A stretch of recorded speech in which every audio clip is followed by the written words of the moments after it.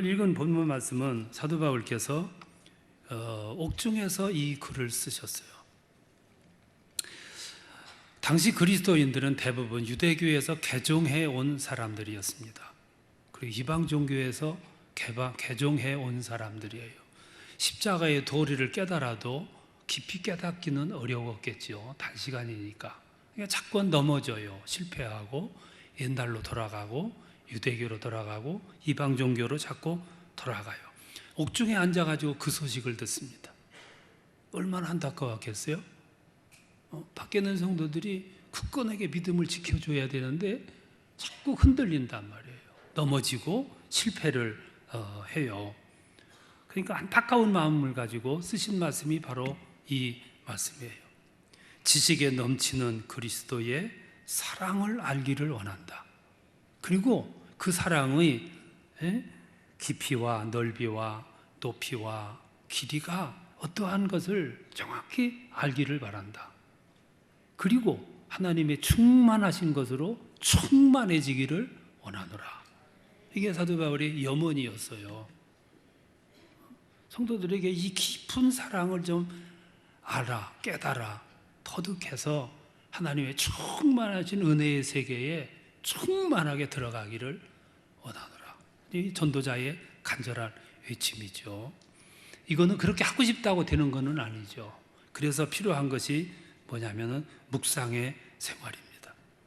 묵상의 생활 방법은 두 가지가 있어요.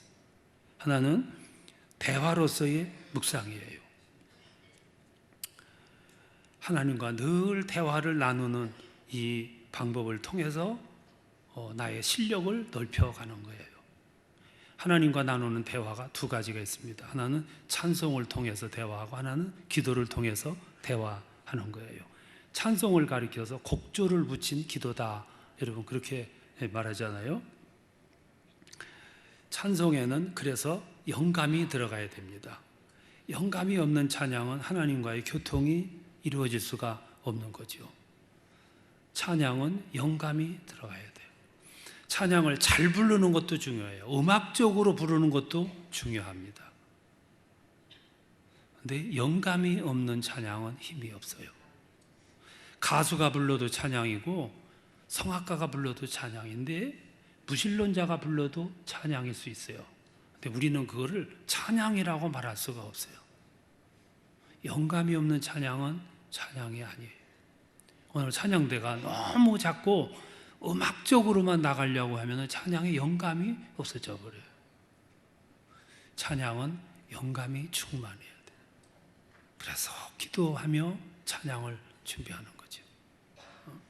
여러분 조용히 묵상하면서 고요히 흘러오는 찬양을 들어보세요. 여러분 내 마음이 내면의 세계가 딱 정돈이 되는 거예요. 하나님의 은혜로 채워지는 걸 경험하잖아요. 시끄러운 음악도 음악이지만 더 좋은 음악은 고요하게 흐르고 내 영혼의 심성을 치유하고 고치고 내 영혼의 극히 깊은 데서 맑은 가락이 울려나네. 영혼의 세계에서 들려오는 깊은 소리를 끌어내오는 그것들이 상한 마음을 고치고 내 마음을 치유하는 역할을 한단 말이에요. 그게 음악으로서 찬양으로서의 대화예요. 그런가 하면 또 하나는 기도가 있는데 기도는 격식이 있고 법이 있습니다. 그래서 기도를 배워야 돼요. 제자들이 예수님에게 기도를 가르쳐 주세요 하고 부탁을 해요. 기도에도 길이 있고 순서가 있고 격식이 있기 때문에 그렇습니다. 여러분 기도가 참 어려운 겁니다. 기도가 특별히 나 혼자 기도할 적에야 뭐 앞뒤가 맞거나 안 맞거나 그냥 하지만 공중 대표 기도는 어렵거든요. 목사님이 어느 젊은 집사님을 데리고 신방을 갔어요. 이 집사님은 가면서 걱정이 태산이가요. 기도 시키면 어떡하나. 안 시킬 수 있어요? 신방 가는 목사님, 형제 기도하세요. 눈앞이 캄캄해요. 그래서 하나님 아버지 해놓고는 캄캄한데 마치 기차가 막 지나가.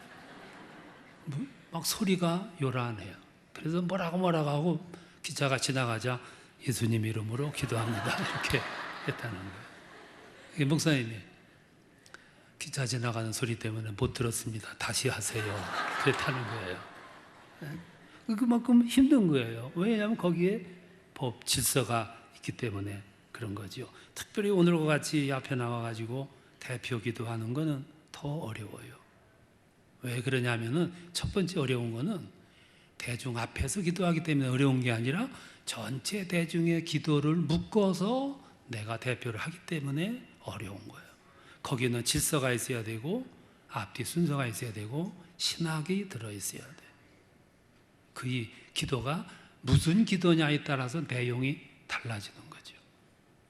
어떤 분들은 이제 나와서 이렇게 써가지고 하는 기도가 있어요. 그게 정식이죠. 써가지고 오면 실수도 없고 준비하느라고 몇 시간을 담뿍 시간을 넣는 그런 장점도 있어요. 간절성이 있어요. 옛날에 참 강단에서 기도하는 문제에 대해서 재밌는 얘기들이 많아요. 어떤 분이 이렇게 써가지고 하는데 한참 읽으며 기도하는데 선풍기 바람이 확 불어서 이게 날아가니까 아이고 주님 조금만 기다리세요. 그리고 주워 와가지고 또 했다는 얘기도 있고, 이거 뭐 있을 수 있는 얘기거든요. 얼마든지 있을 수 있는 그런 얘기죠.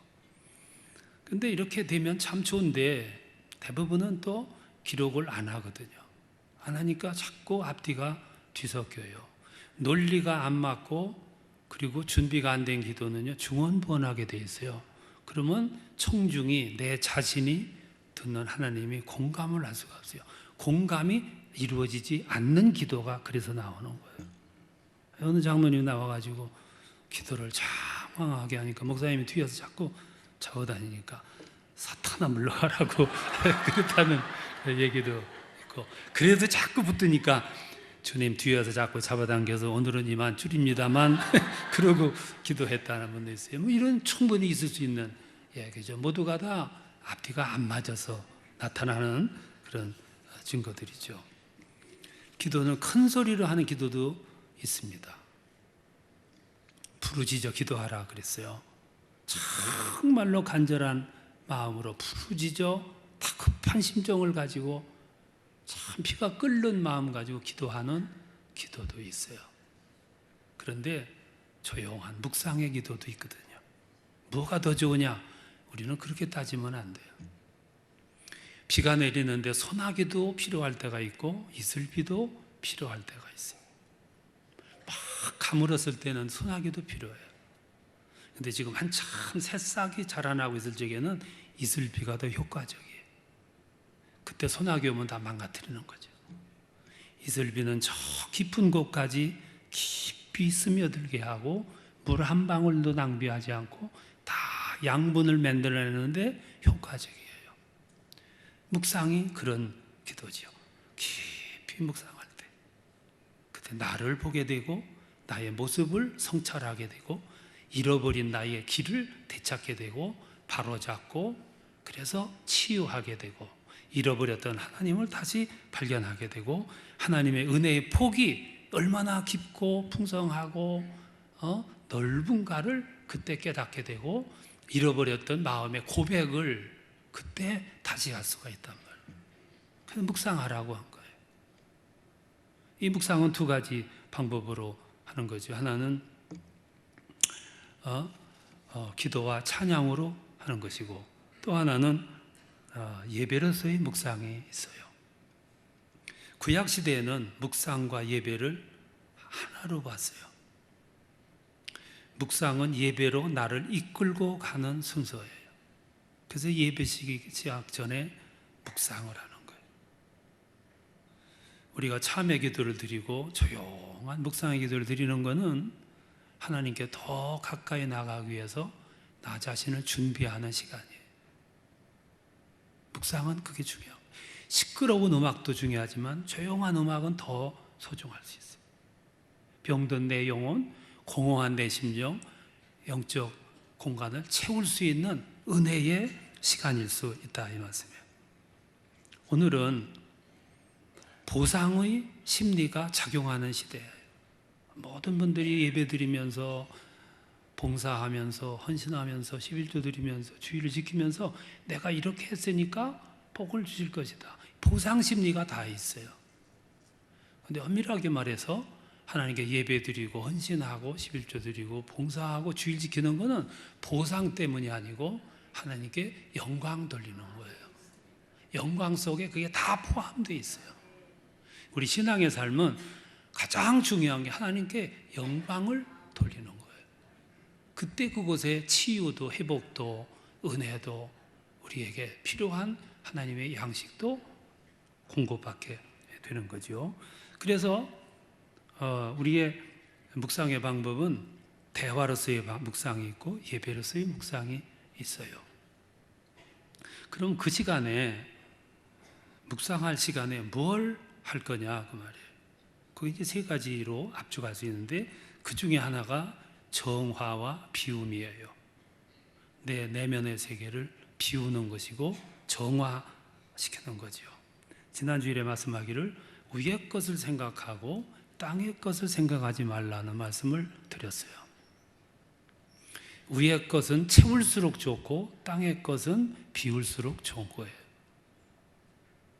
우리가 예배 드리는데 위의 것으로 채워지면은 더 하나님 말씀을 받아들이기에 좋은데 땅의 것으로 가득 채우면은 위로부터 주어지는 걸 채울 수가 없어요.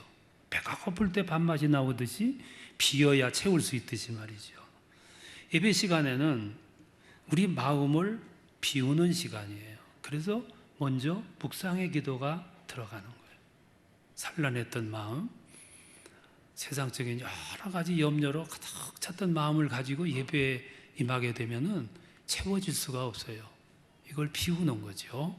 정화시키고 비우는 거란 말이에요. 주님이 오시도록, 말씀이 채워지도록, 영감이 깨우침으로 주어지도록. 그게 사도 바울이 그렇게 강조한 거예요. 위의 것을 생각하고 땅의 것을 생각하지 말라고. 그만큼 영적 생활이 중요한 거지요.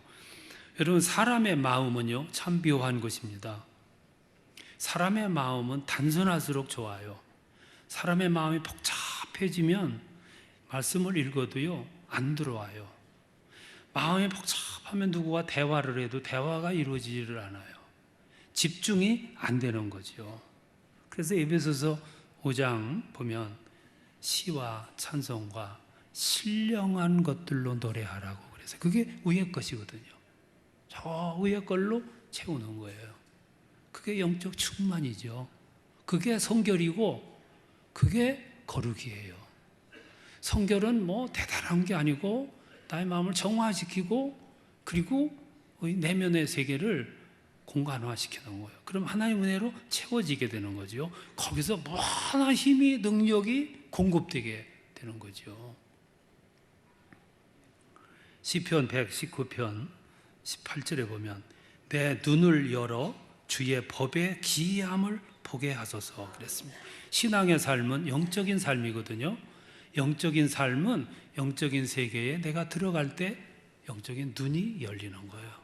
열려서 보고 느끼고 깨닫고 알게 되고 알았을 때 받아들이게 돼서 나를 채우게 되는 거죠.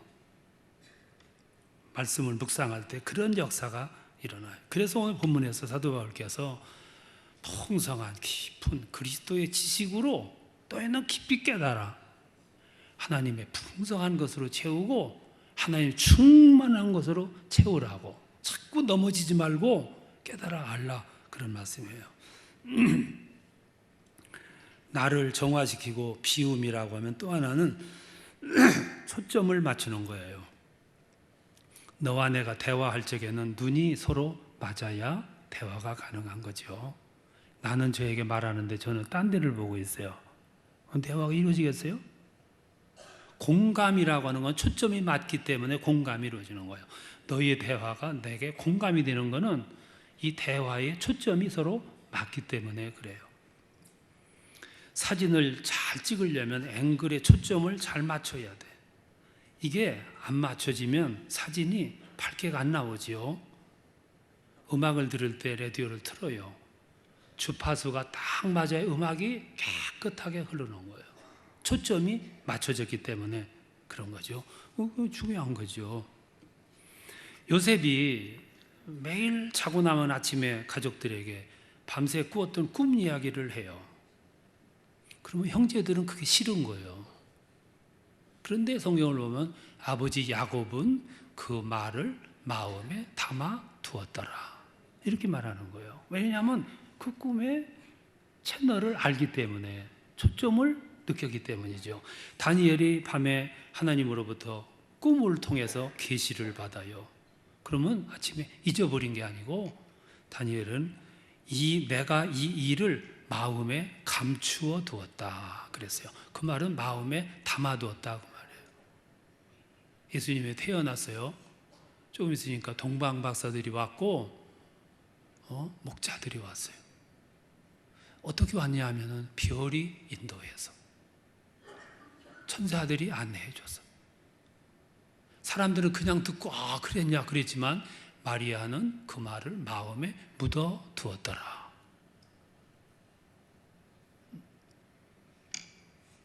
묵상은 그냥 이루어지는 게 아니라 마음에 담아두는 거예요. 그러면 언젠가 마음에 담아두었던 말씀들이 성령의 능력에 때가 되면 마음에서 폭발하게 되고 힘으로 작용하게 되는 거죠. 근데 내가 들은 말씀들을 잊어버린가 싶었는데 어느 때가 되니까 적절한 순간에 성령께서 생각나게 하시리라. 이게 묵상의 능력이거든요. 성경 공부하고 오늘 설교 들을 때 내가 여러분들 실력 다 알아요. 다음 주에 가서 묻는 건 고사하고 저기 나가면 다 잊어버려요. 그리고 잊어버리는 게 은혜입니다. 그래도 잊어버려야 내가 또 비슷한 얘기를 또 하지. 아니, 여러분들이 뭐 다 기록해가지고 1년 후에 하는데 며칠 날 설교했습니다. 이러면 내가 어떻게 살겠어요?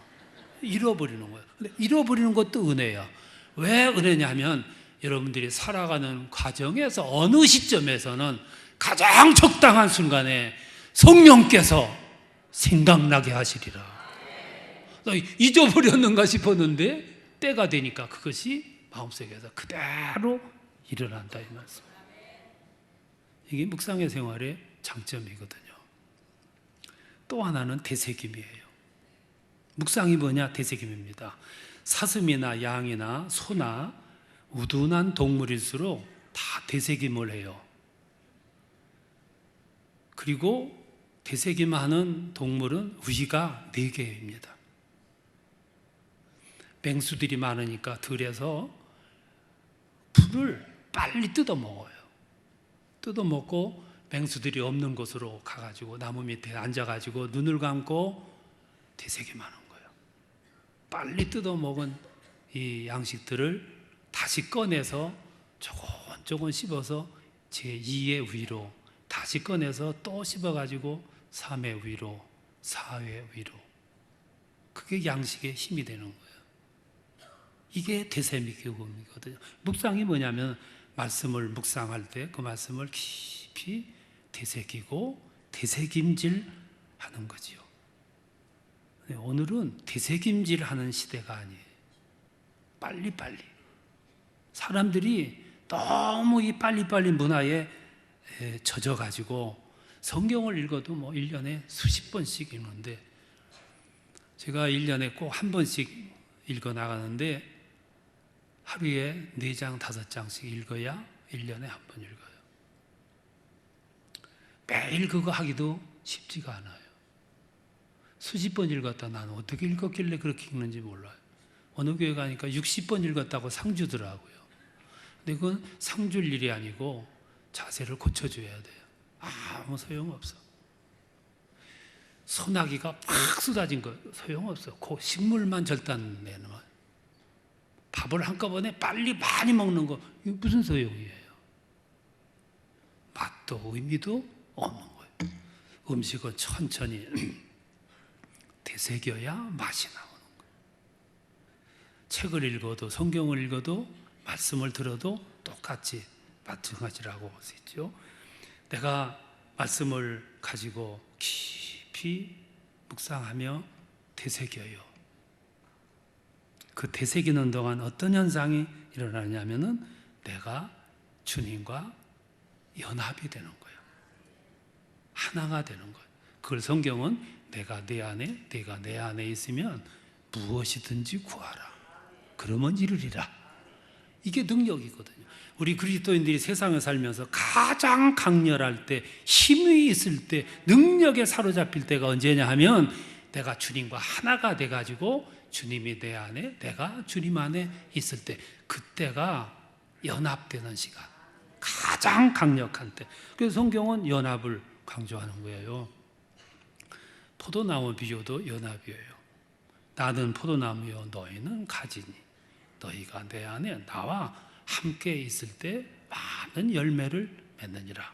그거 잘났다고 혼자 이렇게 떨어져 나가면 말라 죽는 거죠. 열매는커녕 생존이 불가능한 거예요. 오늘 사람들이 잘났다고 떨어져 나가는 거예요.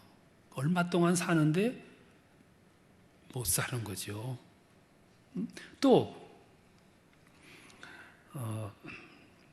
양과 목자로 비유를 했어요. 나는 선한 목자요 너희는 양이라. 이 관계가 연합의 관계거든요. 여러분, 양한테는 목자가 필요해요. 그리고 양이 없는 목자도 필요가 없는 거고요.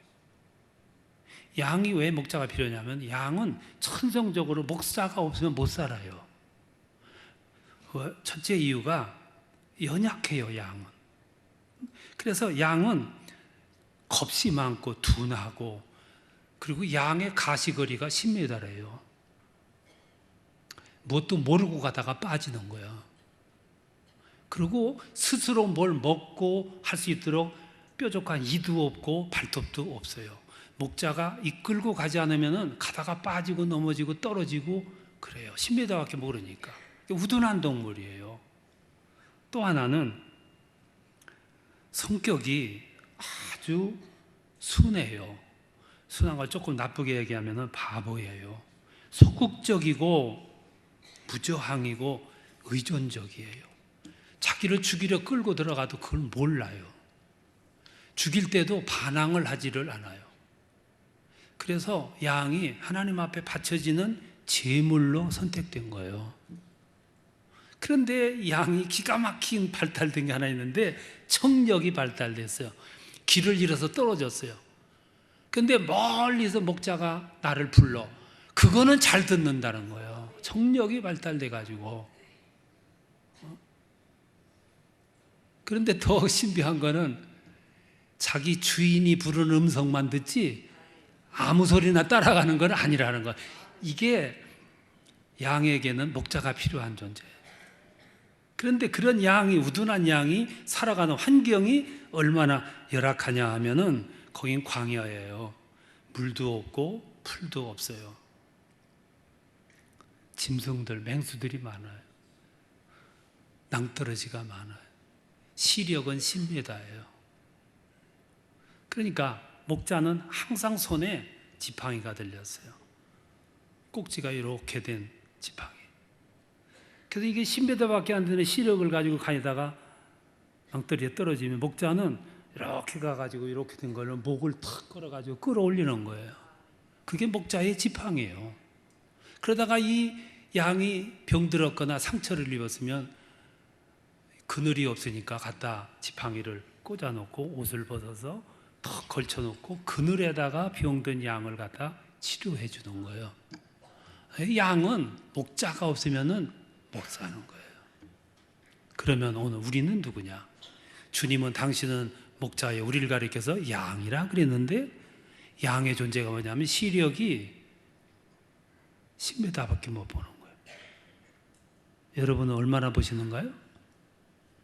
여러분 멀리 보시는가요? 눈이 좋아서 물건은 멀리 볼런지 몰라도 영적으로는 우리의 눈이 10m밖에 안 돼요. 방금 후도 하루 후의 일 아무것도 모르고 살아가는 양과 똑같은 거예요. 우리에게 절대적으로 필요한 게 누구냐? 목자라 이 말씀이에요. 그래서 주님 말씀하기를 나는 선한 목자요 너희는 내 기르는 양이로다. 우리 양들이 주님 앞에 이렇게 더 가까이 하나 되고 연합되기 위해서, 그래서 필요한 게 뭐냐면은 묵상이라는 거예요. 묵상을 통해서 지혜를 얻고 길을 찾고 공허한 내 심령을 채우는 역사가 거기서 이루어지는 거죠. 그래서 오늘 본문에서 사도 바울께서 강조하신 게 뭐냐면은 이 말씀이에요. 능히 모든 성도와 함께 지식에 넘치는 그리스도의 사랑을 알고 그 넓이와 길이와 높이와 깊이가 어떠함을 깨달아 하나님의 충만하신 것으로 충만해지기를 원하노라. 그러면 넘어지거나 후퇴하는 일이 없겠죠. 여러분들에게 이런 은혜가 함께 하시기를 축원합니다. 묵상을 통해서 깊어지길 바랍니다. 길을 찾으시기 바랍니다. 그리고 충만해지시길 바랍니다. 그게 이 세상에서 승리하는 신앙의 삶이에요. 기도하겠습니다.